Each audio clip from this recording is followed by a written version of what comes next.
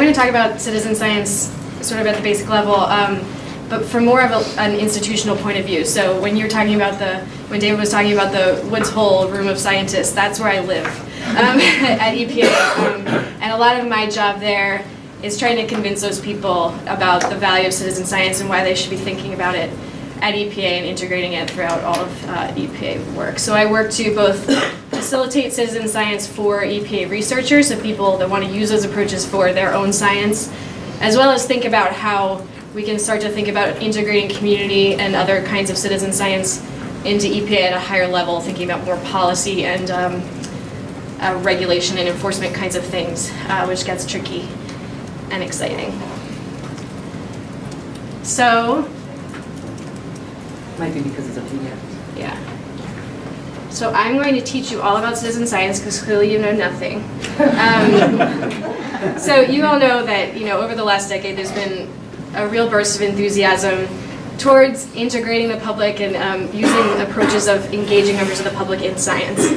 So there's millions of volunteers, there's thousands of projects, and that's not even thinking about all of those individuals that are out there that are collecting data on their own, on their health, on their environment, and other things that they care about. So this is a big deal, we all know that. And so I'm really excited to be here talking to you all because of course we know that technology has really enabled this to push the boundaries and we can continue to push them further. Okay, so lately, we've talked about already how many people and organizations have adopted the term citizen science to cover all of these approaches or to think about sort of an umbrella term. And I think it's gaining acceptance in public use. It really resonates with people for some reason.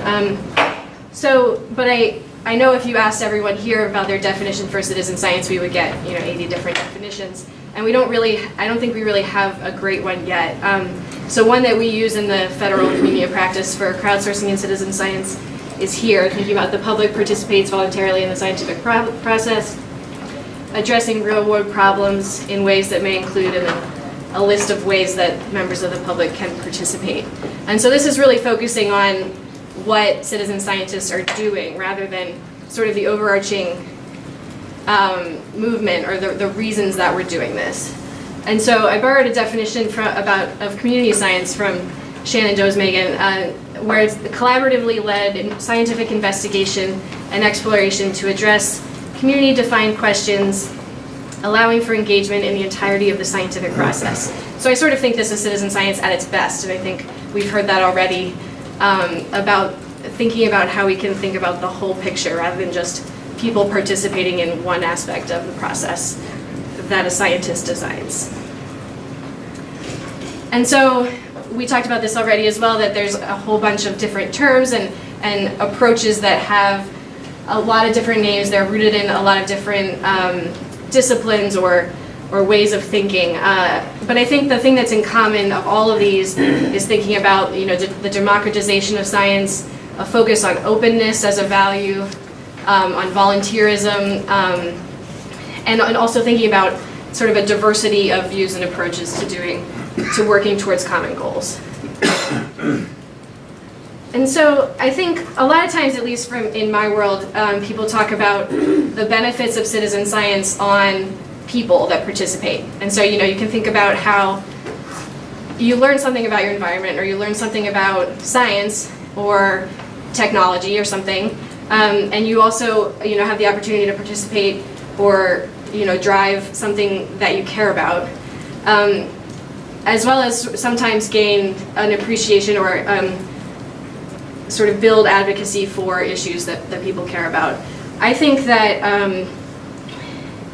the more important question, or the thing that's even more exciting in some cases, are the benefits of citizen science to scientists and institutions. So of course we know that when people engage in citizen science as a scientist, you get maybe data sets that you wouldn't otherwise be able to access, or a larger geographic range, or be able to even just have more manpower to get more data, or be able to analyze more than you would otherwise. But then along with that comes the ability to really see what's important to people, and sort of I think it starts to drive institutions and scientists towards thinking about what the public needs or what, and it opens lines of communication between the public and institutions, which I think is one of the sort of priceless benefits of citizen science approaches. I'm just going to skip that. So, of course, we know there's a huge variety of citizen science that we consider falling within sort of the big tent definition. And there's no way I can tell you about all of them, so I picked two that I thought represented the opposite sides of the spectrum. And so we've already talked about community science, and this story is sort of becoming a poster child for this at EPA. So in Tonawanda, New York, there was a bucket brigade where, so basically a few members of the community were really concerned about health problems that they were experiencing. They thought it was linked to one of the 12 huge industries that were in their area. So they went out and took a bucket sample, had it analyzed. It had extremely high levels of benzene. And so they approached the New York Department of Environmental Quality, or I forget what the actual words are, and the EPA. And because of that, the New York DEC and EPA followed up with a year-long study where they used more expensive equipment and explored the issue further. And it really had amazing impacts, resulting in huge fines for Tonawanda Coke in particular, where they were able to identify where some of the benzene and the other contaminants were coming from.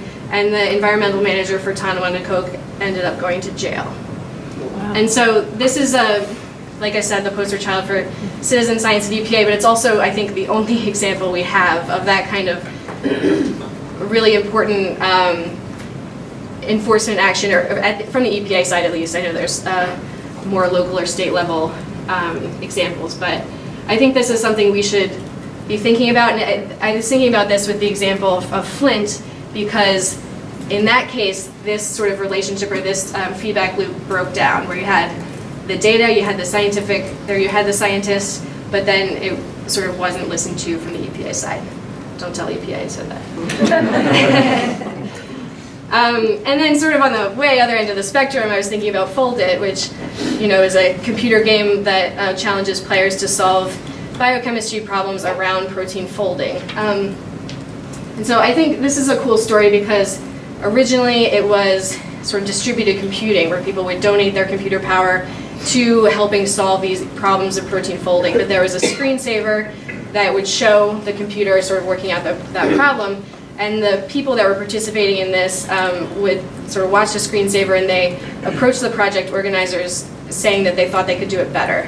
And so they designed this game that allows people to sort of try to figure out on their own how protein folding works. And it's led to a number of really important advances in this really complicated problem that is important for a variety of different diseases, HIV, AIDS, and cancer, etc.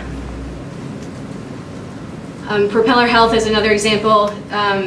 It's a startup in the Louisville, Kentucky area that have sensors that snap onto inhalers, and so doctors and patients can work on their own asthma symptoms and try to track when that's happening to better manage their disease. And then also they're starting to get a bigger picture of the whole Louisville area and how that relates to environmental health. So they're looking at air quality over the whole city and start to think about how details of those two things interact. And so we've already talked about how citizen science has a long history. I think one cool example of that is Matthew Murray. So, we think about citizen science as, we know that all science at one point was citizen science, where you had, most science was done by amateurs. But then this example and others are more of the modern sort of crowdsourcing type approaches to citizen science. So Matthew Murray noticed that mariners and members of the Navy were taking really detailed ship logs about the weather, about trade routes, about all various things. And then he started to pull that all together to create maps of whale routes and various other patterns that really helped the whole process of sailing for everyone. And so I liked this quote, to generalize the experience of navigators in such a manner that each may have before him the experience of all. And the Christmas bird count, of course, which I think I know Karen Cooper has this in her presentation, and she talks about how the sort of transition from the Christmas bird hunt, where people would go out and shoot birds on Christmas Day, all the way to the Christmas bird count, which really happened around the time of the binoculars becoming more accessible, more widely available and cheap enough so that people could have them. But it was also when there was becoming more of a conservation concern because women were wearing bird feathers in their hats. And so I think it's a combination of the technology and then the political will, the conservation movement that leads to these sorts of things happening on a larger scale. And then fast forward to 1995, Alan Irwin and Rick Bonney invented the term citizen science. And I think only recently it's become more prevalent, and we still don't really understand the sort of influence that citizen science has had on science as a whole. David already mentioned Karen Cooper did a study where she looked at how, at bird migration and climate change, the major papers in that area from a meta-analysis, and found that half of them use citizen science approaches, but 0 of them use the term citizen science. And I think that's partially because of lack of awareness of the term or using other approaches, but also trying to minimize that part of the work because of these implicit biases that we see in data quality and other issues. So I think that's part of this movement moving forward, is trying to identify when citizen science has already been really important in science as a whole.